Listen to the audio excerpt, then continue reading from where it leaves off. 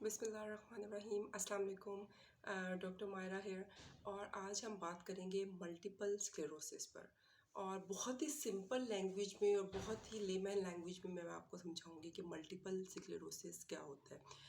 Multiple sclerosis हमारी एक ऐसी बीमारी है जिसमें हमारी माइलिन शीथ जो है वो डिजेनरेट हो गई है।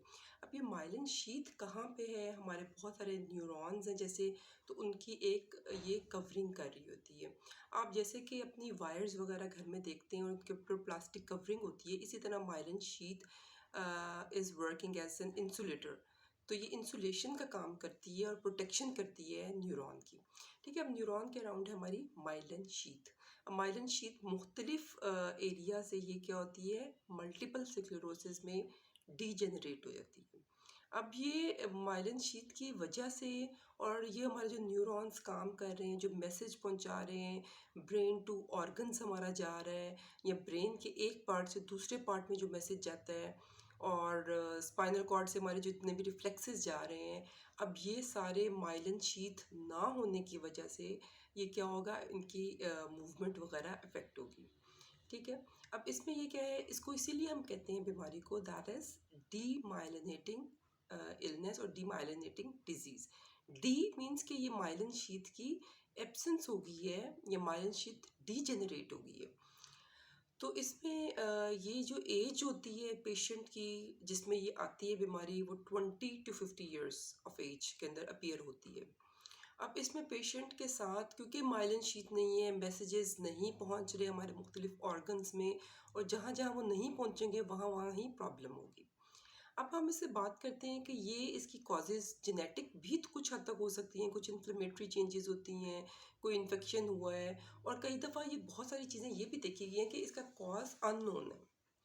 और पेशेंट हमें प्रेजेंट कैसे करेगा कि वीकनेस होगी मसल्स में, इसके अलावा वन साइडेड या वन आई की ब्लाइंडनेस हो जाएगी, बिनाई चली जाएगी और मूवमेंट में उसको मुश्किल होगी और उसके मसल जो होंगे वो ज़रा रिजिड हो जाएंगे, इसलिए वो बिल्कुल उसकी मूवमेंट थोड़ी रिस्ट्रिक्टेड हो जाएगी। और इसके अलावा हमें डबल विजन नज़र आ सकता है, that is known as diplopia.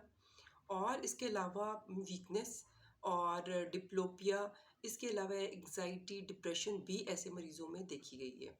तो ये कोई भी सिम्टम हो सकता है। और एक और चीज़, जो पेशेंट का बैलेंस नहीं रहेगा, तो पेशेंट के बैलेंस भी डिस्टर्ब हो जाएगा। तो बहुत सारी चीज़ें हैं जिसे पेशेंट ये प्रेजेंट कर सकता है और 20 to 50 ईयर्स ऑफ एज में होता है। और blindness, one side I blindness हो सकती है, बिनाई चली जाती है, मसल वीकनेस होती है और कोऑर्डिनेशन मुश्किल से कर सकता है, कोऑर्डिनेट नहीं पेशेंट कर सकता, और डिफ़िकल्टी इन मूवमेंट और रिस्ट्रिक्टेड हो जाती है। और बहुत सारे ऐसे भी पेशेंट देखे गए हैं कि जो बहुत बहुत साल जो है वो ठीक रहते हैं। अब इसमें बीमारी की टाइप्स हैं। एक बीमारी है कि जो आती है जाती है, रिलैप्स और रिमिशन, इसका एक फेज़ होता है। और इसके अलावा एक बीमारी होती है जो आती है लेकिन जाती नहीं है और उसके बाद बल्कि और बिगड़ती जाती है। और तीसरी में ये है कि वो बीमारी नहीं जाती, बस थोड़ी बहुत ही अगर गई लेकिन वो कांस्टेंट रहती है।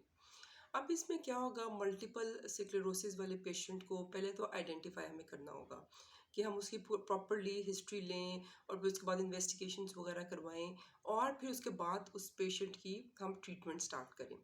और इसकी हम ट्रीटमेंट में फिजियोथेरेपी कर सकते हैं। कोई ये नहीं है कि स्पेसिफिक कोई एक चीज़ हमने उसको ट्रीट करनी है मल्टीपल स्क्लेरोसिस के पेशेंट को, बल्कि हम मल्टीपल स्क्लेरोसिस के पेशेंट जो होते हैं उनमें हम सिम्टोमेटिक मैनेजमेंट भी करते हैं, रिहैबिलिटेशन में भी हम उनको वो करते हैं और फिजियोथेरेपी भी करते हैं, एक्सरसाइजेज भी कुछ हम करते हैं। और ऐसे पेशेंट के लिए बहुत ज़रूरी है कि वो अपना वेट कम रखे, इसलिए क्योंकि जितनी भी मूवमेंट वगैरह होनी है, जितना वज़न कम होगा तो उसकी मूवमेंट में आसानी होगी।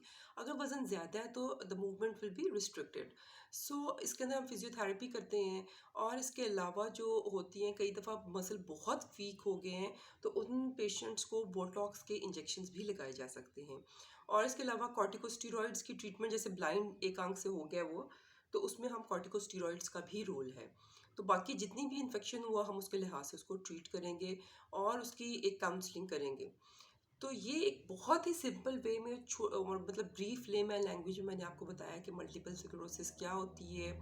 माइलन शीथ नहीं होती, 20 to 50 ईयर्स ऑफ एज में होती है।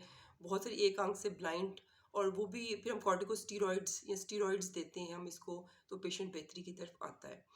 तो और ट्रीटमेंट में वही है, फिजियोथेरेपी हम करते हैं, और इसके अलावा एक्सरसाइजेस कुछ देते हैं पेशेंट को, और कई दफ़ा बोटॉक्स का इंजेक्शन भी लगाते हैं। बहुत ही ब्रीफ ओवरव्यू था, that was of multiple sclerosis. Hope आपको इस बीमारी के बारे में पता चले, अवेयरनेस हो, और आप दूसरे लोगों को बता सकें। Thank you so much. अल्लाह हाफिज़।